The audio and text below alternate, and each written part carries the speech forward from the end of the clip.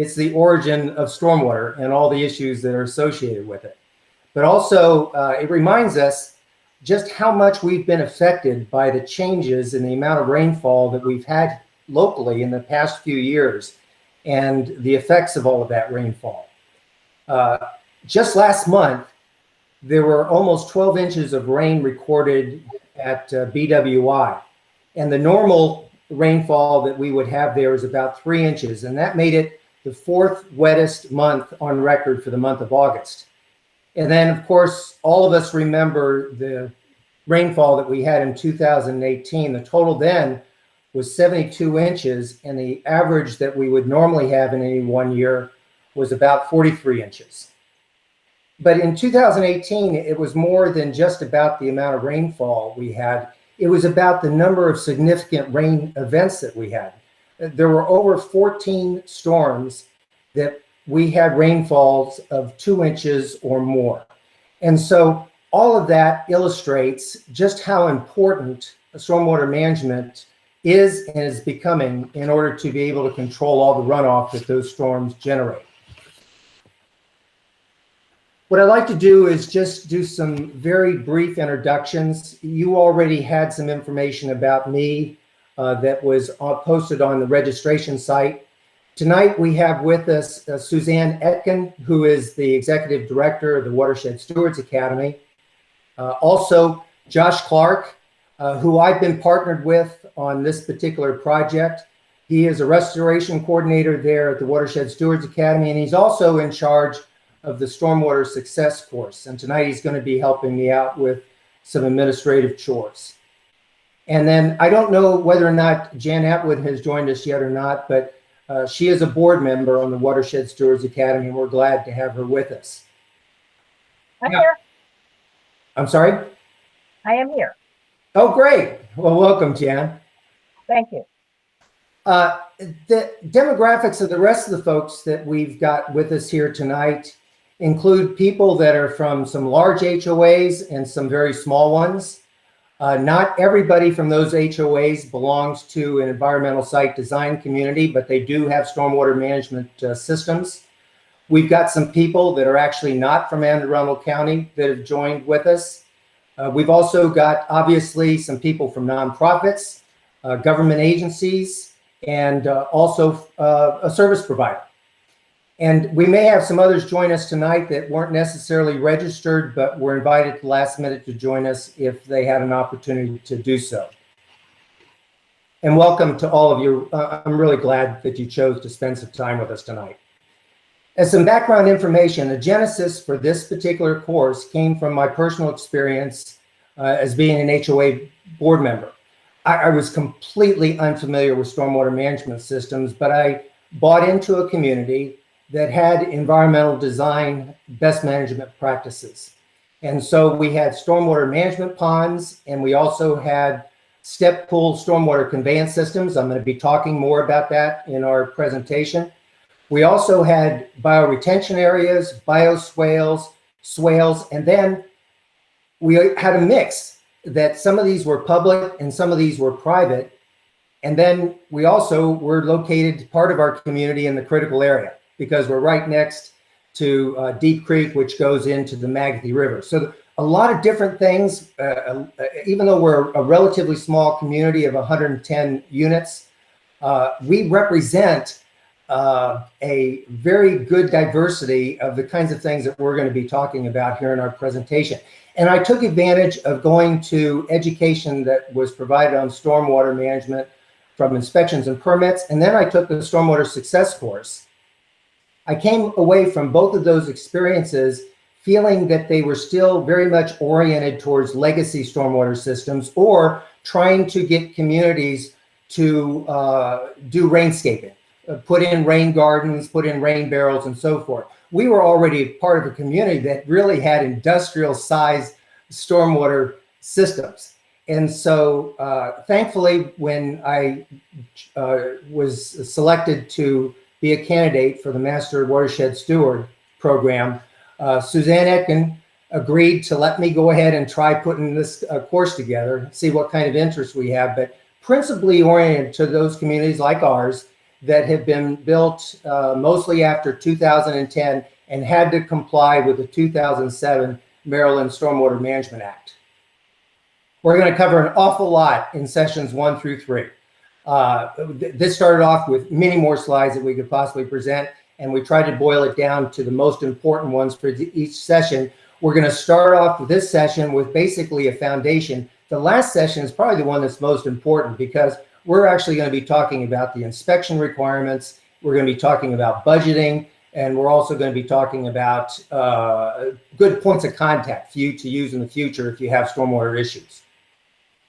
Because of the limitation that we have on time, I'm going to ask that you hold your questions until the end, but feel free to use the chat feature that's at the top right of the screen to ask your questions online through the chat or make comments. And that's what Josh is going to be doing. He's going to monitor those. And if he feels the need to interrupt because something needs to be clarified, he will go ahead and do that.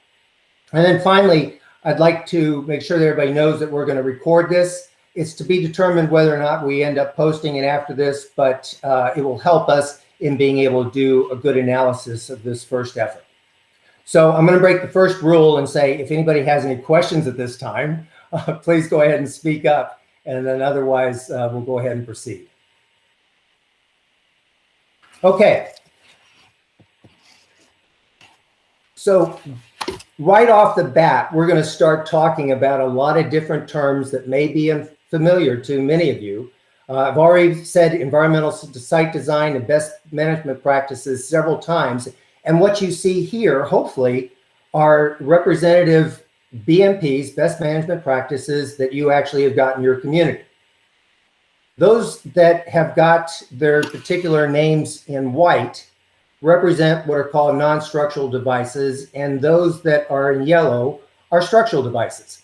It's really not that important that you know structural or you know non-structural, other than the fact the developers have to try and first put in non-structural developments, non-structural devices before they have to resort to any of the structural devices in order to meet the ESD requirements. And so that's why in so many of our communities, you see so many bioretention areas, bioswales, dry wells, because that's what the developer has to focus on first. And then some of you, like us, own stormwater conveyance systems. You have underground plumbing, drainage pipes that are running underneath your community and your streets. You've got manholes, you've got street drains, you've got yard drains that are in some of these best management practices. And then you have some special conveyance devices like the bottom picture there in the middle that just simply transports water straight off your street into a best management practice. One of our biggest surprises was to learn that there was an inspection maintenance agreement which allowed the county to come and do triennial inspections on all of our best management practices.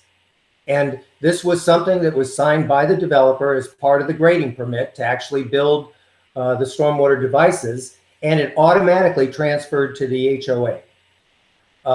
Now, not all of these agreements are written in exactly the same way because it depends upon when it was negotiated, but for the most part, it says that the homeowners association is required to maintain annual inspection records showing that they've done inspections of their best management practices.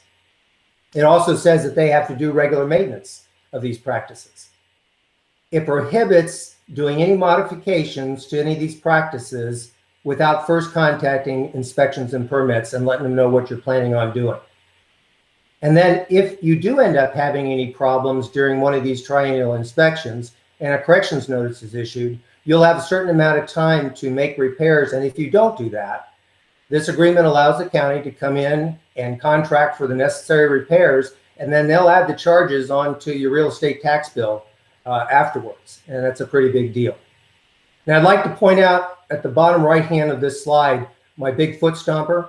You're going to see these big feet on a few of these slides. And those are ones that I really want to emphasize that you should pay attention and do some follow-up on if you're not already familiar with the information that's being briefed to you.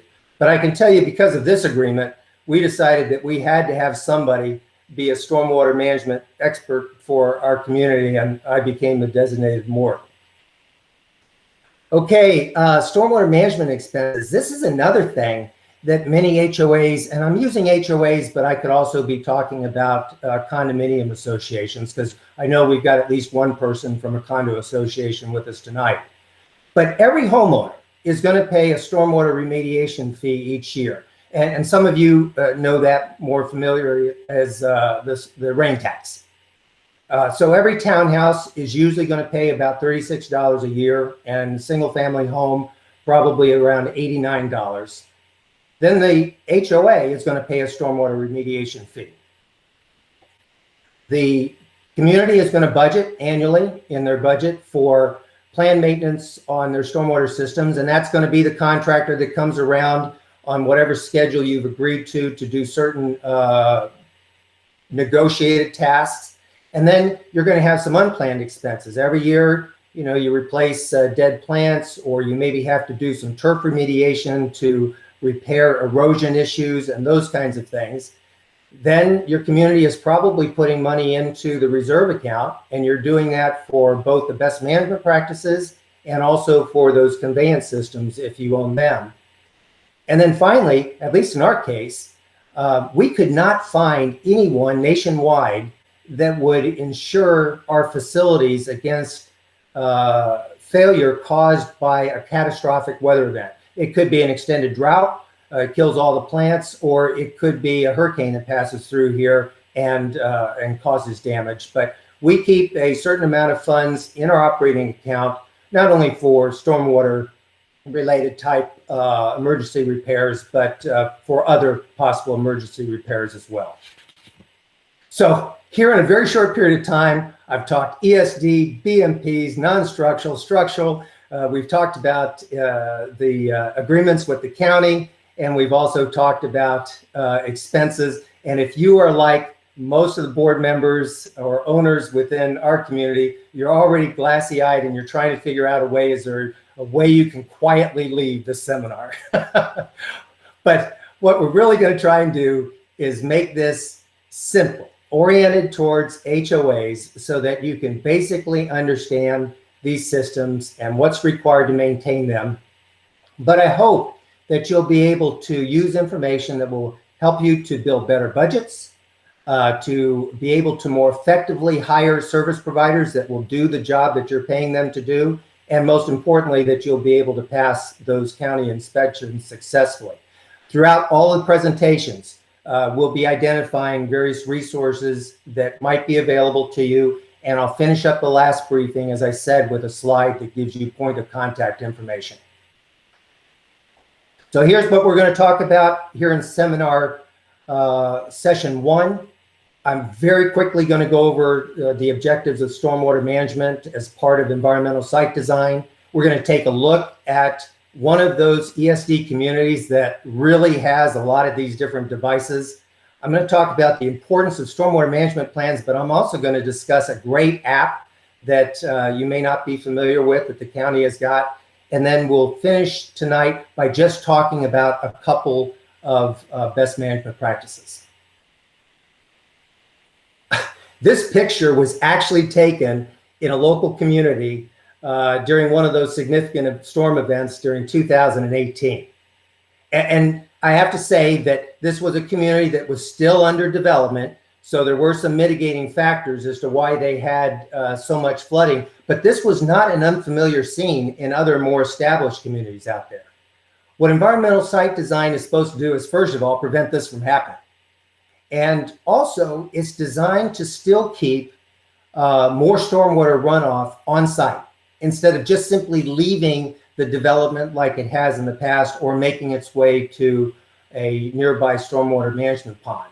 It actually, the environmental site design through the best management practices is like a bathtub. It wants to fill up first before it releases any water out there to some other destination. And by doing so, it controls the rate that water might leave from the community, so it reduces erosion. And then finally, whatever does leave the site should be better treated and have fewer pollutants in it as it makes its way eventually to the bay. Now, those of you who have got these systems realize that unlike the stormwater management ponds in the past where they were put in some recessed corner of the community, mostly out of sight, these devices are almost like in some communities on every corner or in everybody's backyard or between everybody's homes. And there are some big devices that are right in the middle of the community in the common area. So not only do they have to function properly, but you've absolutely got to make sure that aesthetically that they're maintained, because it's going to affect property values if you don't do that. We all know that development has generated a lot of runoff in the past. And so a number of years ago, the state and the county made a decision that we would start moving towards cluster developments. And this is an example of that. You can see that they've tried to leave as much open space in this development as they can, concentrate the townhomes that are in this particular development by making the lots smaller. They've made the roads narrower, as well as the sidewalks and the parking places, both in the street and also there in front of the homes. The radii of the cul-de-sacs, not in this case, but in other places, is smaller, and the turnarounds are also smaller within these communities. Everything that can be done to reduce impervious surface is part of this effort in ESD. Even so, this community, and I will say I'm not a math guy, I'm a poli-sci guy, but by my rough calculations, using this app that I'm going to talk about here shortly, in a 1-inch storm event, this community will still generate 105,000 gallons of stormwater runoff. And remember, it's not now running off the site. We're trying to keep most of that on the site so that it can recharge groundwater supply and then leave the site in a more controlled manner. And to put some context to this, an Olympic-sized swimming pool is 660,000 gallons. So this is 16% of whatever is in an Olympic-sized swimming pool. So you can see what has been done to try and reduce the impervious surface footprint. And environmental site design, it basically is trying to make sure that after development, the stormwater runoff characteristics will still be similar to what exists in woods in good condition. And all of this, as I said previously, comes from that Maryland Stormwater Management Act of 2007. If you go to the Code of Maryland Regulations, Article 26, it's a very easy read on the basic parts of this law. And the primary goals of both the state and the local stormwater management programs are to maintain after development as nearly as possible the pre-development runoff characteristics. And as I said before, using non-structural devices to the maximum extent practical, or structural devices if it's required. Now, the number of ESD communities here with this county relative to all of the other developments out there with some type of stormwater device is really pretty small. And part of that is because there was a lot of grandfathering, 2 waves of that. The first wave was grandfathered until 2013, and then the second wave, the final wave, until May of 2017. So you're really, and I've been out to almost 4 dozen sites here recently, I'm seeing all kinds of new development going on that have strictly incorporated these ESD measures. I went to the county and I said, so can you kind of give us an idea of what the percentage is out there of each of these different types of device? And this is the information that was provided to me from Eric Michelson's section in Water Protection and Restoration section. And there's 39 different types. Now remember, some of these are legacy systems of approximately 20,000 plus privately owned BMPs. And you can see that a large number of these are disconnection of rooftop runoff or non-rooftop runoff. I'm going to talk more about that here in the next session. But the reason for that is because many of those types of initiatives are associated with individual homes. And even though some of these developments were grandfathered, individual homes had to comply with these same kind of requirements. So they mostly used this disconnection of rooftop runoff or dry wells or swales to be able to satisfy the requirements that they had to satisfy. And you can see that there are also still structural devices that are out there. And in fact, with the same information, they told me that since 2015, there have been a roughly 60 new stormwater management ponds or wetlands that have been built in some of our developments out there that are privately owned. So this is a screenshot of one community that is not too far away from me. It's the one that I showed you there with the impervious surface. And all of those triangles on this slide represent a best management practice. And I'll tell you, when you go onto the county's map where all of these communities are plotted, these kind of communities stick out like the sun, because it's just so different from taking a look at any of our other communities in terms of the numbers of and types of stormwater devices they have. I mean, you take a look at this and see how many different types of those non-structural devices that I just showed you on that other chart are represented in this community. They've also got permeable pavement in their parking spots, and we're going to talk about that. And then they've only got 2 structural devices, and those are the step pool storm conveyance systems on the outside of the community. This is just so different. And this is what it looks like if you actually went through the community. We're going to go through this when we start talking about the BMPs as to what exactly each of these different things do and how you maintain them. But this community is not like others that I visited, where it not only manages its own stormwater runoff, but it may manage stormwater runoff that comes from other places. And if you follow the blue line that starts in the lower right-hand corner, this community actually accepts runoff that starts at a street in a neighboring community, goes downhill, runs alongside the main road adjacent to the community, and then through a storm drain, it enters a bioswale where the water is slowed down. There are a series of stone weirs so that it actually captures pools of stormwater runoff, helps to infiltrate some of that. And then at the very top, you see the blue line and arrow where some of that will exit the community cleaner and at a lower volume than it otherwise would have. So how do you get information about your particular stormwater management system and all the BMPs that you might possibly have? So my second foot stomping slide, and that is the stormwater management plan. This is what our stormwater management plan looks like. Now it's not all of this, because this also includes the sediment control plan, but 50 pages in here have to do with the design and the function of all of our different BMPs, both the public and private, to also include the underground conveyance system. If you don't have a copy of this document, you need to get one from Inspections and Permits, because you will use this with service providers for a number of reasons.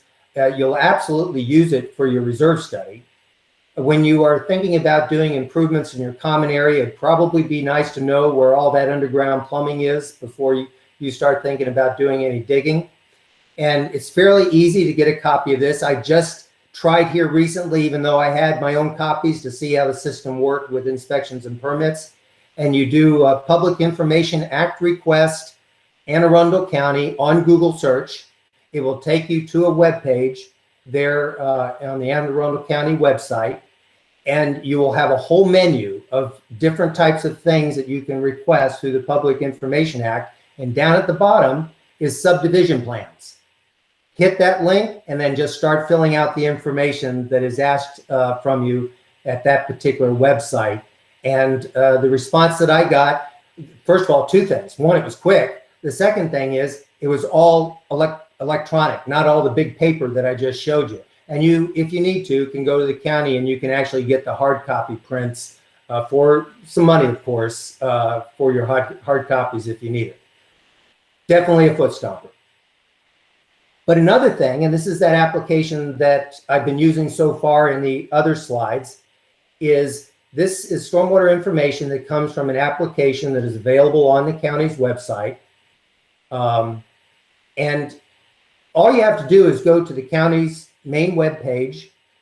At the tabs that are there at the very top, look to the right and you'll see Open and Arundel.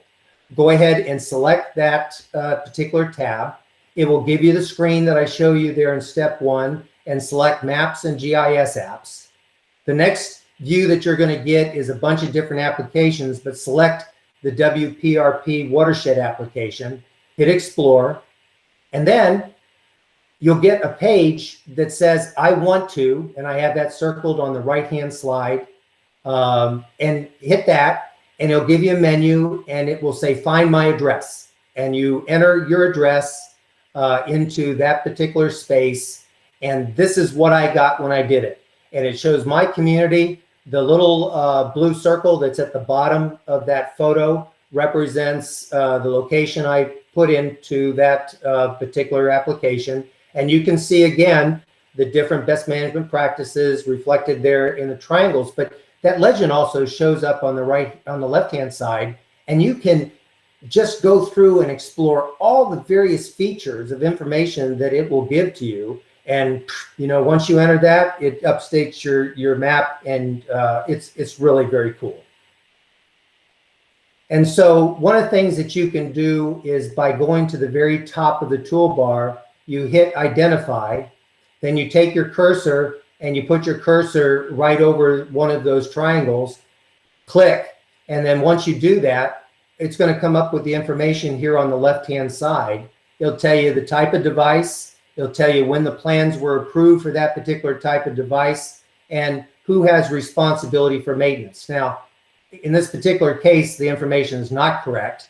I know that it is a privately owned device and it's not structural, it's a non-structural device. You can help the county out by letting them know, as we did, that the information needs to be corrected. The other thing, that this information isn't going to be put in until the as-built, which are the final plans that the county approves after all the various modifications have been approved during development. It's only after those as-built are approved are they handed over to the folks in the GIS section. And it takes a while for them to get around to all the plans and to enter this information. And then finally, you can also call up the conveyance systems and have those displayed. So all those manholes, all of those different storm drains, the pipes that are underground, culverts, and so forth, that's all there on the menu on the left-hand side. And unfortunately, it's only for the public systems. They have not started loading any of this kind of information for the HOAs yet. So I've added the foot stomper to the slide as well, but really it applies to this whole app. I can't say enough. Once you start exploring this, you're going to actually want to take a look at some of the other neat stuff that the county has posted on that particular website as well.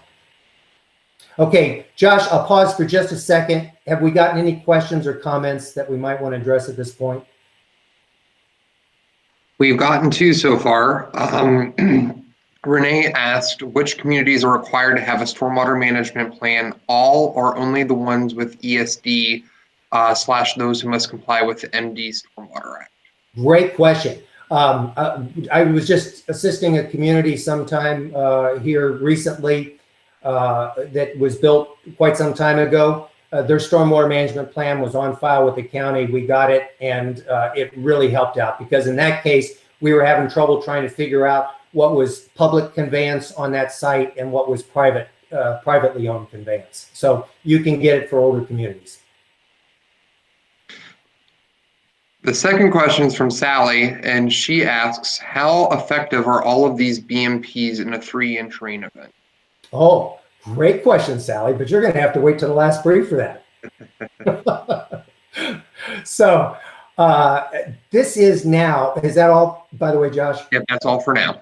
Okay, so these all are different kinds of the same animal. These are bioretention areas, and you can see they're vegetated differently. They've got rocks or don't have rocks.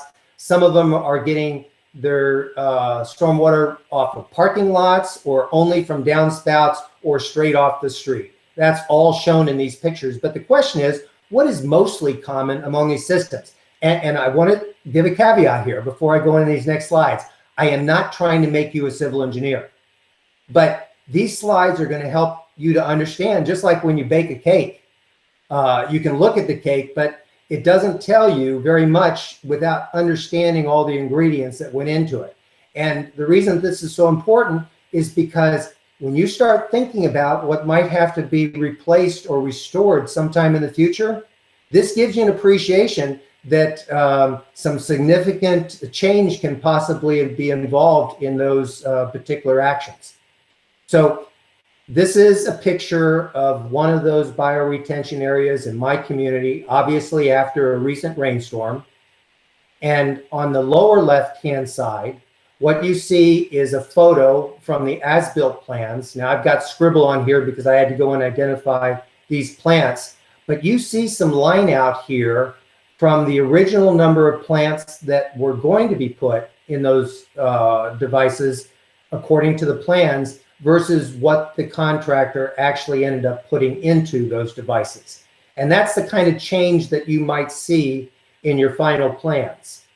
Then the other thing on the right-hand side, and you can see it's pretty well worn because we've used these quite a bit, but this is a picture of the same device from a God's eye view, and it shows you the size, the shape, and then it also shows you the plumbing that is underneath the ground here in this system, to include one of those yard inlets and some fairly large pipes that are bringing stormwater from other locations and then taking it to a nearby stormwater pond. And you've also got an indication here of where the bore sample was done on the soil there within that particular device. And then finally, down here at the bottom, you've got a side view of the types and composition of material that is there associated underground within this system. I'm sorry, I apologize, it's a very busy slide, but it is a picture of something that you're likely to see in a development that has a lot of these different devices. And all of those hash marks represent drainage areas. And within those drainage areas, there's going to be a best management practice that the runoff in that drainage area goes to. And so what I've done is I've outlined in blue one of those drainage areas. It shows drainage that comes off roofs of townhouses and goes into a stormwater bioretention area there at the bottom. And you can also see some of the plumbing again that is involved here, with water that comes off a street drain and eventually makes its way here to a manhole and then again to another stormwater pond. But the size of BMP, in this case a bioretention area, is dependent upon the size of that drainage area. And so that's why you end up having so many of these within your community. The overall goal is, when you take the sum of what all of these different best management practices collect during a rainstorm, that is the target that the developer has to shoot for. And it's dependent upon a lot of different criteria, a lot of math. There's 5 different criteria that are used in order to size these different BMPs. It's affected by the amount of impervious surface within the drainage area. It's affected by topography. It's affected by the soil type group. You know, is it hard soil? Is it soft soil? All of those things come into play to finally determining what this particular BMP is going to look like and how it's going to be sized. And in this particular case, this one is a little over 1,300 square feet. It is designed to fill up to about 12 inches. And usually it's not any more than 12 inches before it runs off into that inlet and goes someplace else. And usually the size of this BMP is going to be somewhere about 3 to 6% of the contributing drainage area. This is the most involved slide. I've talked about a lot of things, but the thing that you need to take away from this is every one of these are sized as part of an overall stormwater management plan to eventually retain the amount of water that is supposed to be retained for a 2.7-inch rain event that occurs within 24 hours. And that's what's shown here on the bottom. Here's another depiction, engineering diagram of that same facility, once again showing all the different plumbing, the size and boring sample and so forth. This is the kind of information that, again, somebody who's doing your reserve study for you should be taking a look at. And I love this slide because when you start taking a look at what actually goes into the ground, it's not just the plumbing, but it starts off with that mulch layer that you have on the top, and then it goes into a planting mix of soil that helps with infiltration and filtration. That then goes into pea gravel and larger river rock down there at the bottom, and eventually into a perforated pipe that exits that particular site. So you get a pretty good appreciation for how much filtering is going on and how much of those pollutants, are being separated out from the water that finally leaves the site. It's still not maybe drinking water, but it's much better than what we were sending off-site in the past. And then you got to dress everything up with the vegetation after everything has been built. You can see what went into this particular BMP: trees, shrubs, herbaceous material. And it's just wise that you do that because of the different weather conditions that you can have, trying to improve overall survivability. Plus, you're going to have different rain events, how long you have those rain events. All those things are going to challenge whatever plants you put into those systems out there. I cannot begin to express how different vegetative management plans are across the different developments.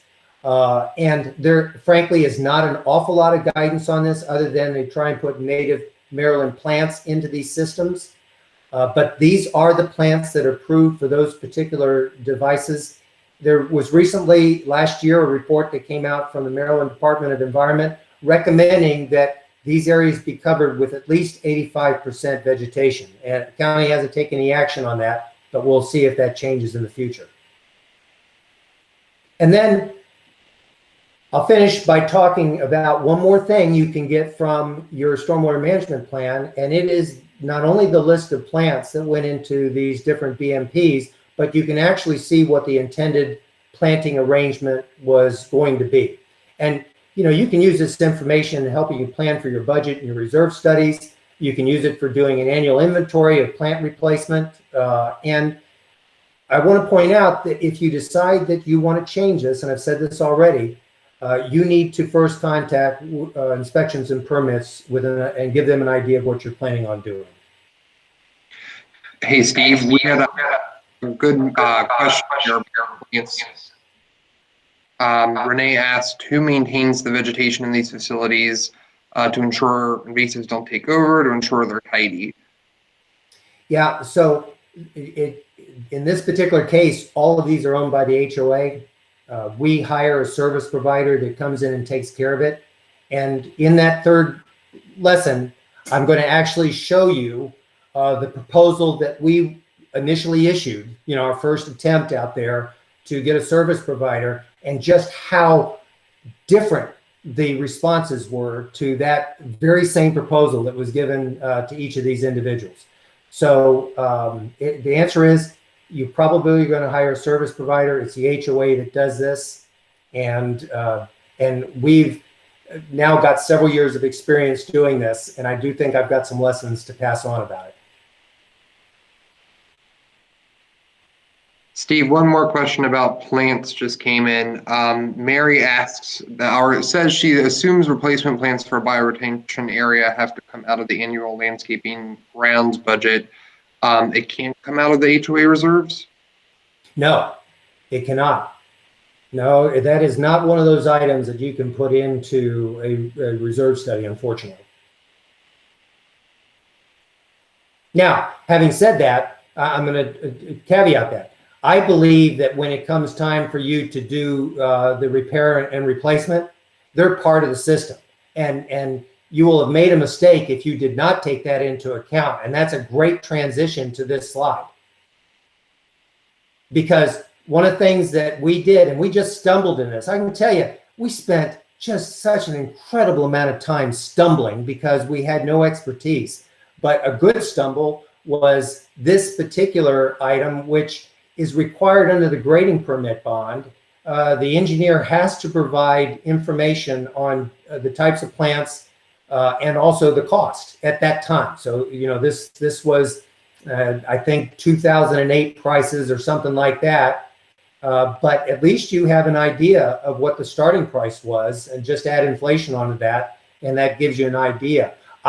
I have not personally tried to go back and request something like this under a Public Information Act request, but I would certainly try because I think that you might find this helpful. There's definitely something else I'm going to talk about in the last briefing that you must try to get a copy of. And then, you know, one of the biggest surprises, and I get surprised because I'm not an engineer, you know, and so I assume things that smart engineers, you know, would already know the answers to. And that is, I just expected that these systems would actually have to be certified that they worked as designed. But really, by the law, the engineer only has to certify that they were built in accordance with the approved design. Nobody actually ever goes out there and watches during a storm event to see that these things are actually doing the quantitative capture that they were supposed to, and also treating the water qualitatively that is supposed to be expected out of environmental site design. That's a whole different issue, but that's the fact.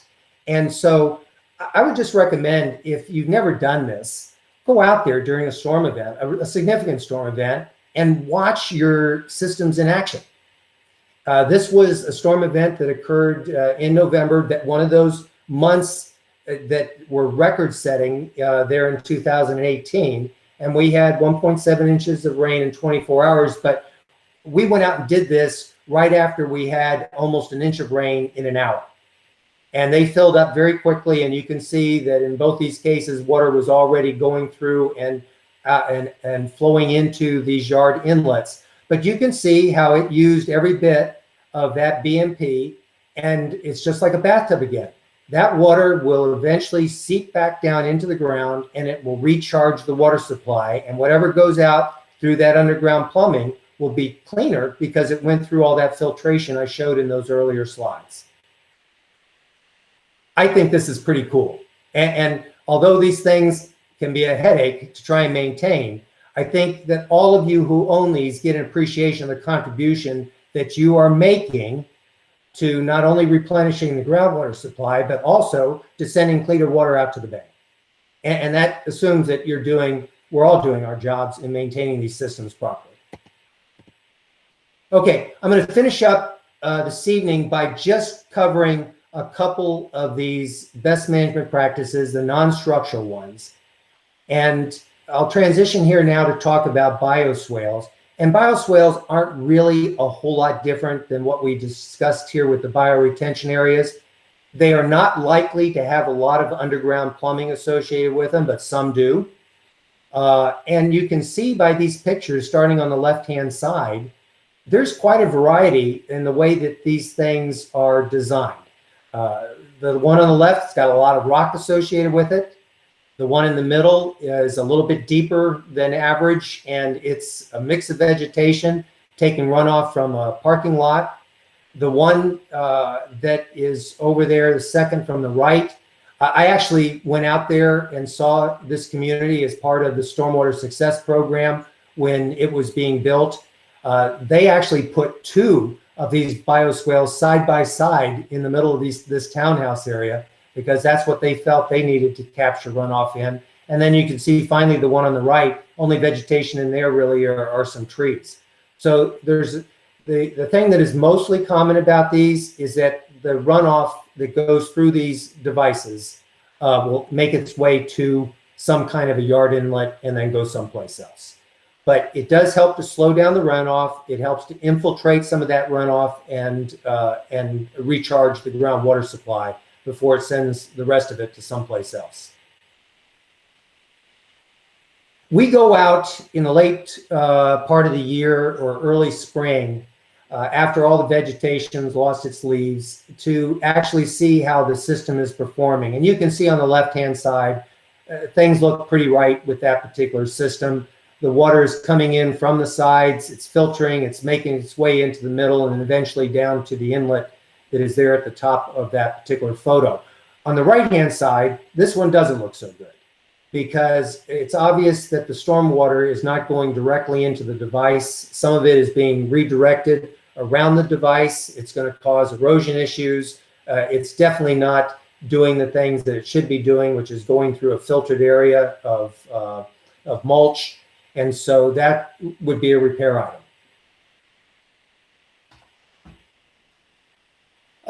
Rain gardens. The Stormwater Success Course and certainly the Master Watershed Stewards Program talks an awful lot about rain gardens, encouraging communities to build those in older residential areas.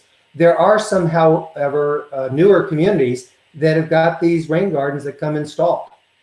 And, you know, the rain gardens are not going to be very large. They're going to be in the front yard or in the backyard, at least 10 feet away from the house. They're not going to be near trees. They're not going to be very deep. Unlike the ponding depth that I showed on the bioretention areas of 12 inches, these typically will not go any deeper than 8 inches. And the water that comes into these devices comes from a very small square foot area of impervious surface, usually not anything more than 500 square feet.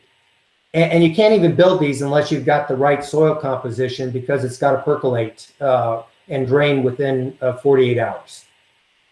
So which communities have got these? I've been to several. This is an example of one of them. And those owners of single family homes in this development, because it's a mix of townhouses and single family homes, roughly 24 of these homes have got rain gardens installed in either their front yards or in the backyards. And this is, I'm sorry, it is a busy slide, but if you start over on the left-hand side, you will see that the runoff that feeds the rain garden that's in the lower left-hand corner, which is quite small, comes from a very small portion of the roof that is 616 square feet. And it drains directly into that rain garden, which is only about 114 square feet, but it is 6 inches deep. And that's enough to be able to capture the rain from a 1-inch rain event. And so every one of these homes found a place for these rain gardens, but it is serviced by a very small portion of the roof. But if you go back today and you take a look at some of these rain gardens, this is an example where one homeowner has filled that rain garden up with rock. Another one appears that it may not be maintained on a regular basis. And the last one suggests that there was a rain garden there, but somebody has since filled it in. And is this a problem? Yes, because these same systems come under your inspection and maintenance agreement, and they will be inspected as part of your triennial inspection. So this is another foot stomper. I can't emphasize this enough. And I'll tell you, no matter how many times I read our declarations, I am constantly discovering something new. And it's just because lawyers wrote it. I'm not a lawyer, and it takes me a little bit extra work for it to sink in. But the thing that should sink in on this slide is that there in the middle, it says all costs associated with the inspection, maintenance, repair, and or replacement of the rain gardens shall be borne by the association, except to the extent any damage caused by the owner of the lot. So let's go back to this other slide. The HOA owns these rain gardens. They own the maintenance of these rain gardens. Nobody can do anything with these rain gardens without talking with the HOA board. And I'm glad I'm not on that HOA board right now. It's a tough problem. How do you tell people how they should maintain their rain gardens in front of their house? But if you're an HOA, you want to look for some consistency and everything else, particularly if you're supplying the plants and the weed control and all the other things, you know, that may go along with maintaining these at a sufficient level. This is one of the biggest challenges, I think, out there right now in who actually owns these devices, homeowners or the association. And in this particular case, the declarations also include an attachment, Exhibit C, very detailed instructions on how these things are supposed to be maintained. And so I've got lots of copies of declarations. You can download these off Maryland land records. And I just pulled out from some of them some extracts here that you see, but it's possible that some of you could be in a community where you actually are helping to support the maintenance and future repair costs for a facility that's not on your property. You're small and the stormwater actually goes across the street to somebody else's facility, and there was an agreement that was made with your developer and that other community that said you would share, whether it's proportionally, whatever it is in your declarations, costs for the maintenance of that particular system. The bullet down there on the bottom about lot owners may not interfere with storm drainage. This is really an architectural review committee issue. Before they ever go out and they approve any kind of improvements to property that involve structural changes, they need to make sure that it is absolutely not going to interfere with stormwater management, whether it be a swale that runs through that area or changing the grade of the lot. In our particular case, our declarations say you can't change the grade by more than 6 inches on any one of the projects that you do. And then we've got additional restrictions because of some of the homes being in a critical area. And then finally, if somebody ends up doing something like I was showing in that previous slide, doing their own landscaping over devices, and the association has to come back to put them back into their original state, they can do that without having to compensate the owner in any way. The last one I haven't actually seen in practice, but somebody has this out there, is that it's possible that you have to also make sure that you have some reserve funds for devices that are for the benefit of the community, but located on a lot. I actually saw one plat not too long ago where it actually had 2 devices that are serving all the community, but they were going to be on somebody's lot. That was a first time for me. Okay, so the final slide here, foot stomper slide, this is all of those slides that I said were important. Getting a copy of that stormwater inspection and maintenance agreement, the WPRP watershed app, just playing around with that a little bit and seeing what you might discover on that. Absolutely the stormwater management plan. And then once again, going back to your declarations, if you haven't done it already, and highlighting those sections that have anything to do with stormwater management. And I'm going to talk about this again in our second session, because your declarations are also going to affect costs potentially for some of those public service devices as well. So I'm trying right now, Josh, to get Nobly back to the master screen. But do you have any questions right now for me? Nothing's come in, Steve, but if you wanna turn off your presentation, if you just hit stop presenting in the middle of your screen there, it should bring you right back. There we go. So you weren't seeing my smiling face. No, you were. There I'm not. I think we're seeing everybody's smiling faces right now.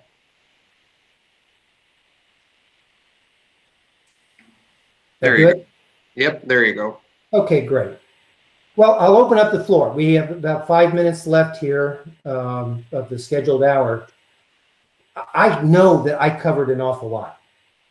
And the frustration in trying to put all this together is this is what's been learned over the course now of almost 7 years. And we were actually on site still when they were constructing these. And so we benefited an awful lot from just paying attention to what was being put in the ground. But the amount of engagement that we had with inspectors during that time, the developer and so forth, not that this is overly complicated, but we certainly could look ahead to the future and say, hey, we now see what we're going to have to potentially replace or restore. And we need to ensure, one, we maintain this so we improve the longevity of these systems operating properly. And then secondly, that we also be wise in setting aside money and not be surprised in having to do, special assessments against our owners was something that we could have forecast. Steve, you just got a question from Jan. Jan asks, any thoughts about adding additional BMPs to offset the rain tax? Actually, that's not possible. At least I'm not aware of that being an option.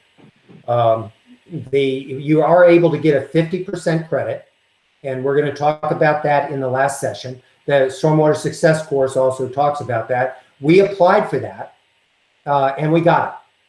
And so instead of paying for our size community, the amount of impervious surface, we would pay around $1,500, and we pay half of that. It's increased as a result of the recent increases in the stormwater remediation fee. And there is a cap. I'm sorry, I just can't remember offhand. No matter how large your community is, I want to say it's $3,500, but I'll get that to you by the third session. That's the most that any community out there will pay for the remediation fee.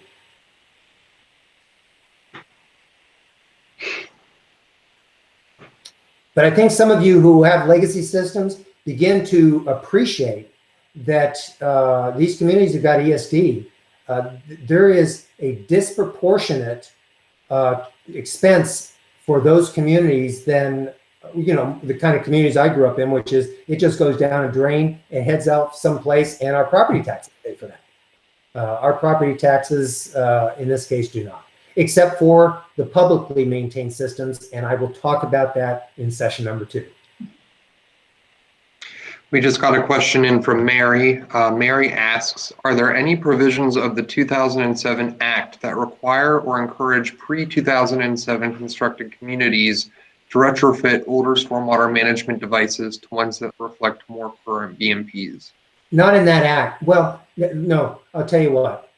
I'm not the expert on that. We are definitely retrofitting stormwater management devices. The county, because first of all, the county will acknowledge that their database is still a work in progress. They've been at this for several years to fully account for all of the BMPs that exist out there and who owns them and where are the agreements and all those kinds of things.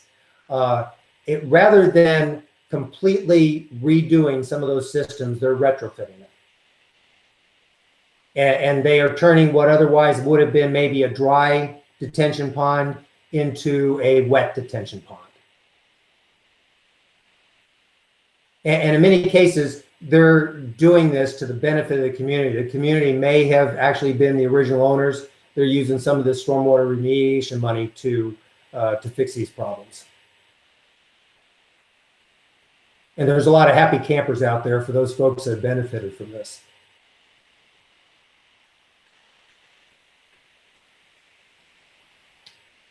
What else? We just got a question from Scott. It's pretty site specific, but are decorative stone walls around driveway conduit pipes and swales allowed? Say that again, please. Are decorative stone walls around driveway conduit pipes and swales allowed? I don't know. and I'll tell you, this is a good opportunity for me to say, although I've got a lot of experience with the Architectural Review Committee, I am absolutely not an engineer. So, there are things that I definitely do not know that landscapers through hard knocks, have learned as they've worked on projects and then had inspectors come out and take a look at it. So I just don't know on that one. So I can jump in on an answer. The first answer is, number one, it depends on if anyone complains. And then the second is, it depends on if the flow of stormwater is obstructed and it causes a problem.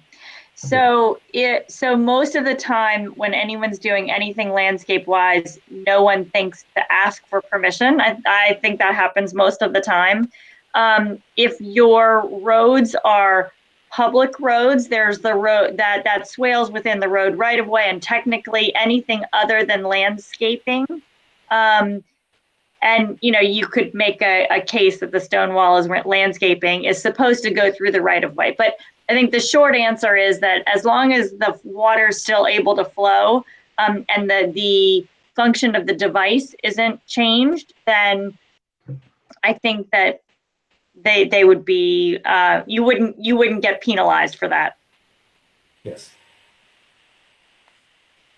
Thank you.